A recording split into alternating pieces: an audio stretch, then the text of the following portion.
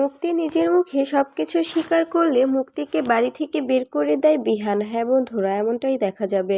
বিস্তারিত জানতে ভিডিওটি না টেনে সম্পূর্ণ দেখতে থাকুন। গল্পের শুরুতেই দেখা যাবে মাহি অরিনকে বলতে থাকে, এখন থেকে আমাদের মুক্তি মাসিককে সঙ্গ দিতে হবে। এখন থেকে আর আর জেম্মাকে সঙ্গ দিতে হবে না। এখন থেকে আমরা মুক্তি মাসিককে যদি সঙ্গ দিই তবে আমরা সব কিছু পাবো। এদিকে অখিলেশ অখিলেশ পৃথা পৃথা করে চিৎকার করতে থাকে। এরপরে দেখা যায় পৃথা এসে বলতে থাকে, দাদা কিছু বলছেন? তখন অখিলেশ বলতে থাকে, আসলে মুক্তিকে কোথাও দেখতে পাচ্ছি না। মুক্তি কোথায় তুমি জানো? মুক্তিকে আমি সেই সন্ধ্যায় দেখেছি, এরপরে থেকে মুক্তিকে আর দেখতে পাইনি। তখন তখন দেখা যায় পৃথা বলতে থাকে, দাদা আমি তো জানি না মুক্তিদি কোথায় গেছে।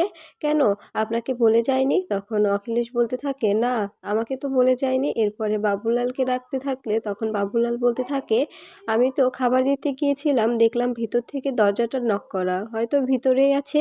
তখন অখিলেশ বলতে থাকে, না ভিতরে নেই, দেখলাম দেখলাম ওই পাশ থেকে জানালার শিকগুলো ভাঙা। তখন বিহান বলতে থাকে, ও তাই, তোমার মুক্তি মুক্তি তো মুক্তি তো দেখছি এখন জানালা ভেঙেও পালাতে শিখেছে, তা তোমাকে কিছু বলে যায়নি?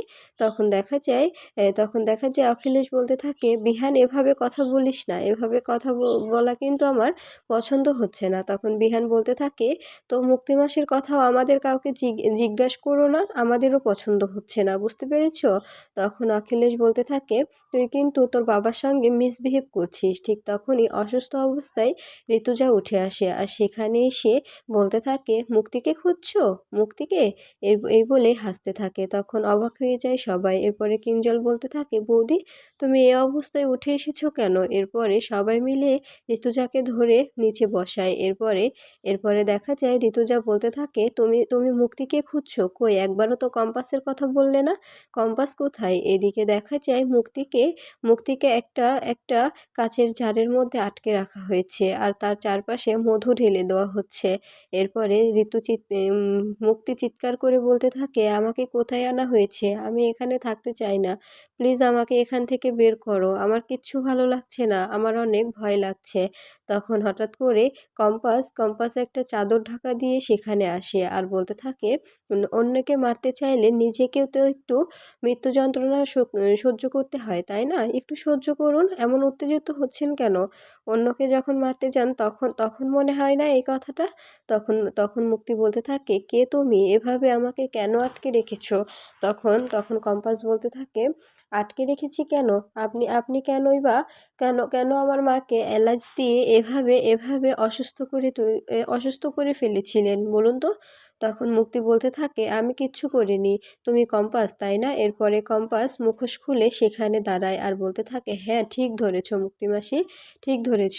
তোমাকে আমি এখন ট্রিটমেন্ট করব। তোমাকে তোমাকে এই কাচের জারের মধ্যে শুইয়ে রেখে এখন আমি অনেক পোকামাকড় ছেড়ে দেব, যেগুলো তোমার শরীরের উপর উঠে তোমাকে খেতে শুরু করবে, আর তুমি একটু নড়াচড়া করলেই তোমাকে কামড়ে দেবে, বুঝতে পেরেছো? তখন দেখা যায় মুক্তি বলতে থাকে, প্লিজ কম্পাস এরকম করো না, আমাকে ছেড়ে দাও, আমার খুব ভয় লাগছে, আমার অনেক অসুস্থ লাগছে।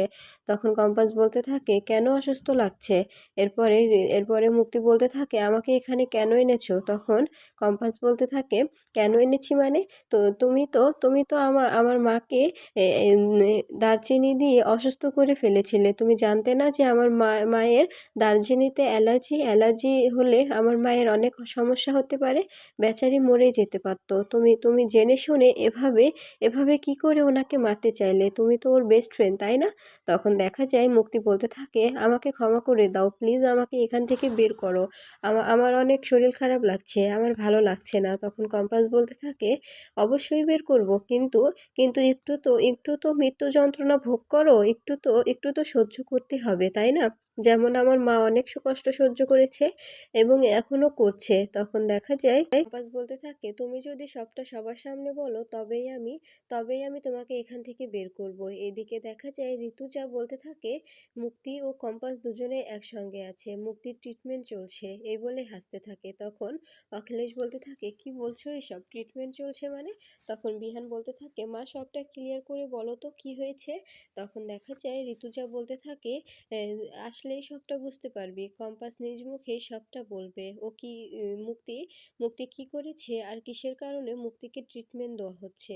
এরপরে অখিলেশ বলতে থাকে, "এত হেঁয়ালি করো না। কি বলতে চাইছো সেটা বলো।" তখন ঋতুজা বলতে থাকে, "সময় আসলেই সবটা জানতে পারবে। কম্পাস আসুক, কম্পাস এসে সবার সামনে মুখ খুলবে।" ঠিক তখনই কম্পাস এসে বলতে থাকে, "আমি নয়, মুক্তিমাসি সবার সামনে সবটা বলবে।" এই বলে মুক্তিকে টানতে টানতে বাড়ির ভিতরে নিয়ে আসে। এরপরে দেখা যায় মুক্তি নিথর হয়ে সেখানে দাঁড়িয়ে থাকে। এরপরে অখিলেশ বলতে থাকে, "এ কি অবস্থা তোমার? এই কম্পাস মেয়েটা তোমার সঙ্গে কি করেছে? তোমাকে কোথায় নিয়ে গিয়েছিল?" তখন কম্পাস বলতে থাকে, "আমি কিচ্ছু করিনি, মুক্তিমাসি ধ্যানে বসেছিল তো তাই।" তখন বিহান এসে বলতে থাকে, "তোমাকে তো আমি বলেছিলাম উইদাউট পারমিশনে কোথাও যাবে না তুমি। মায়ের এই অবস্থা, তুমি এত রাতে কোথায় গিয়েছিলে বলো, কি হয়েছে?" এরপরে দেখা যায় কম্পাস বলতে থাকে, "সেটা মুক্তিমাসির থেকেই শুনুন। মুক্তিমাসি সবটা বলবে।" "কি মুক্তিমাসি বলবে না? বলো, চুপ করে আছো কেন?" এরপরে অখিলেশ অবাক হয়ে মুক্তির দিকে তাকিয়ে থাকে। এরপরে বাড়ির সবাই ভাবতে থাকে, কি হলো ব্যাপারটা? মুক্তিমাসিকে কি করে কম্পাস এভাবে থ্রেট দিতে পারছে? মুক্তিমাসি কি করেছে? এরপরে মুক্তিমাসি সবাইকে অবাক করে দিয়ে ঋতুজার কাছে গিয়ে ঋতুজাকে বলতে থাকে, "ঋতু, আমাকে ক্ষমা করে দিস। আমি ভুল করে তোর জলের সঙ্গে দারচিনি মিশিয়ে দিয়েছিলাম। আমি জানতাম যে যে তোর অ্যালার্জি আছে। তারপরেও আমি ভুল করে অ্যালার্জি হওয়ার জন্য তোর জলে দারচিনিটা মিশিয়ে দিয়েছিলাম।" এটা বলা মাত্রই সবাই অবাক হয়ে যায়। এরপরে কম্পাস বলতে থাকে, "ভুল করে নাকি ইচ্ছে করে? সত্যটা বলুন, তা না হলে কিন্তু পুলিশকে ডাকবো।" তখন মুক্তি ঋতুজার পা জড়িয়ে ধরে আর বলতে থাকে, "আমি ইচ্ছে করেই করেছিলাম। প্লিজ ঋতুজা, আমাকে ক্ষমা করে দে। আমার ভুল হয়ে গেছে, আমাকে ক্ষমা করে দে।" তখন এই কথাটা বলা মাত্রই সবাই অবাক হয়ে যায়। অখিলেশ অবাক হয়ে মুক্তির দিকে তাকিয়ে থাকে আর মনে মনে বলতে থাকে, মুক্তি এটা কি করে করতে পারে? ঠিক তখনই পৃথা বলতে থাকে, "এরকম খুনির সঙ্গে আমরা বাড়িতে থাকতে পারবো না। এরকম একটা হিংস্র মানুষের সঙ্গে আমরা কিছুতেই থাকতে পারি না।" তখন দেখা যায় কিঞ্জল বলতে থাকে, "এটা কিছুতেই সম্ভব না দাদা। ও কি বলছে এসব? মুক্তি এভাবে বৌদিকে মারার চেষ্টা করেছিল? সামান্য একটা রাগ থেকে এভাবে কি করে মানুষকে মারতে পারে বলো তো? আমরা কিন্তু কিছুতেই এটা বরখাস্ত করব না।" তখন বিহান বলতে থাকে, "অত কিছু জানি না। মুক্তিমাসি এ বাড়িতে আর থাকতে পারবে না। মুক্তিমাসিকে এ বাড়ি থেকে বের করে দেওয়া হবে। মুক্তিমাসিকে এখানে আমরা কিছুতেই থাকতে দেব না।" এরপরে সবাই বলতে থাকে, "ঠিক, এটাই ঠিক।"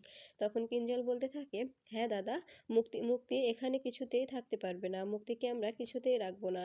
তুমি জানো যে বাবার উইলে কি লেখা আছে? বাবার উইলে লেখা আছে, তোমার আমার যেরকম ভাগ ঠিক সেরকমই পৃথা আর বৌদিরও ভাগ আছে। তাই এখানে শুধু বাইরের লোক মুক্তি, তাই মুক্তিকে এখানে রাখার কোনো প্রশ্নই ওঠে না।"